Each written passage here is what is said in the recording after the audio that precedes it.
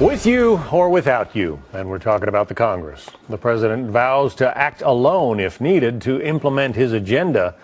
But does President Obama's threat to issue more executive orders show that his goal of ending partisan politics is really not succeeding? Let's get into it with Juan Williams, a Fox News political analyst, also Jonah Goldberg, editor-at-large of National Review Online and a Fox News contributor. So Mr. Obama, Juan, is saying that if Congress will not go along with the things that he wants to do, he'll just make an end run around Congress, issue executive orders whenever he can. Good idea or no? It's his only idea at the moment, John.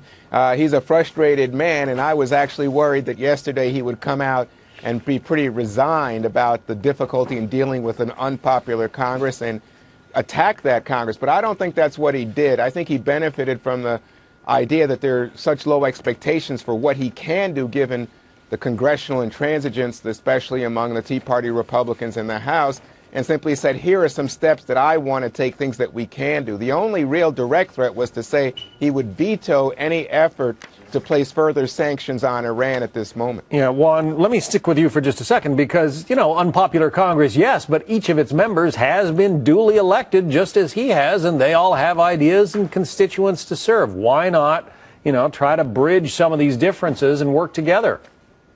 Well, that's exactly, I think, the tone he tried to set last night, John, which is unity, that, you know, we have differences, but we have to work together. Year of action. Let's not, progress. History doesn't stop, and I will not stand still.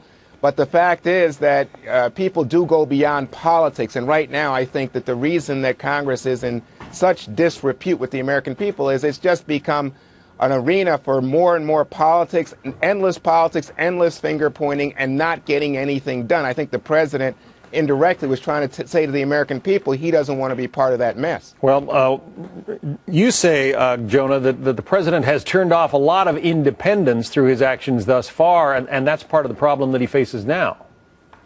Right. First of all, this idea that he's going to use the executive power of the presidency is not exactly a new idea. They've been talking about doing this. They've been doing it in certain respects for years now. So in some ways, all they're doing now is it shows you the paucity of ideas and a paucity of an agenda, that this is what they're falling back on, is to simply brag that the president has the power to do these small ball things unilaterally. But on the biggest issue of his entire presidency, he acted entirely unilaterally. The executive branch was entirely in control of Obamacare, and they completely fumbled the rollout of it.